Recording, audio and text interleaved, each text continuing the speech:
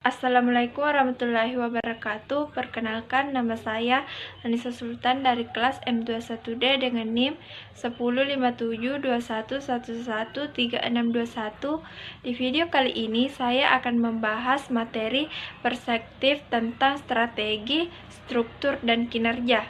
Alfred Chandler 1962 menelusuri evaluasi perusahaan industri terbesar di Amerika, menunjukkan bagaimana strategi pertumbuhan dan diversifikasi mereka menempatkan terlalu banyak tuntutan pada struktur terpusat yang telah mereka ciptakan.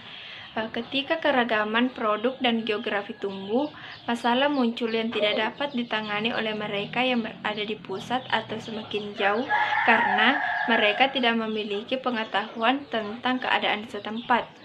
Analisis historis Chandler tentang DuPont, General Motors, Standard Oil and Sears, Roebuck menunjukkan bagaimana mereka merespon dengan menciptakan struktur divisi yang terdesentralisasi, inovasi organisasi yang signifikan yang digunakan perusahaan saat ini. Ini memungkinkan manajer di kantor pusat perusahaan untuk memberikan bimbingan dan kontrol secara keseluruhan, menyerahkan detail menjalankan setiap divisi kepada manajer lokal atau struktur berbentuk strategi. Chandler juga menunjukkan bahwa struktur bisa mempengaruhi strategi. Persyaratan hukum baru untuk memecah minyak standar menjadi perusahaan regional kecil mendorong salah satu dari standar ini, yang masih merupakan genre baru untuk memperluas ke pasar luar negeri sebagai cara peningkatan keuntungan atau struktur berbentuk strategi. Tujuan Chandler adalah untuk mempelajari interaksi strategi dan struktur di lingkungan bisnis yang berubah. Dalam kasus berturut-turut, dia menargetkan bagaimana strategi untuk meluncurkan produk baru atau memasuki struktur arus tahun yang baru, dan bagaimana manajer menanggapi secara bertahap melalui percobaan dan kesalahan mengembangkan varian baru dari bentuk divisional yang terdesentralisasi. Tradisi penelitian tersebut berlanjut, misalnya studi grup 2003 strategi di perusahaan minyak besar. Lihatlah pada bab 8 Eli Lilly. Sebuah perusahaan farmasi memberikan bukti lebih lanjut.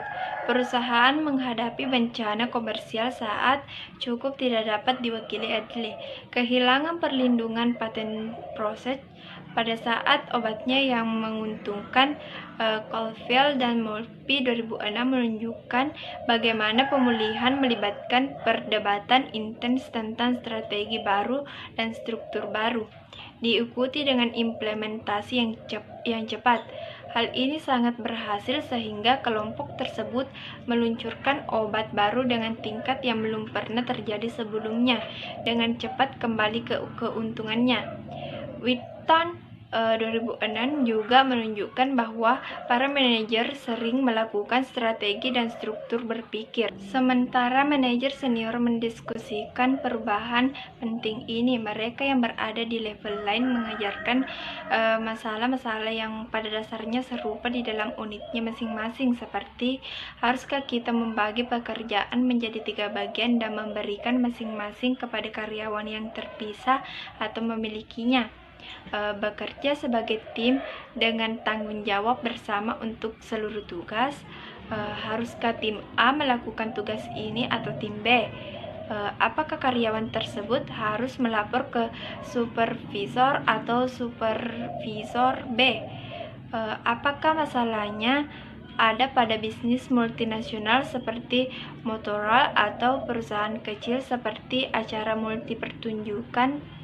Tugas struktur dasar sama, bagaimana meningkatkan kinerja dan dengan memperjelas dan mengkoordinasikan peran dan tanggung jawab orang-orang. Bagian selanjutnya memperkenalkan alat utama yang dapat digunakan orang untuk membentuk struktur organisasi atau unit di dalamnya. Dan yang dapat saya sampaikan pada video kali ini, Assalamualaikum warahmatullahi wabarakatuh.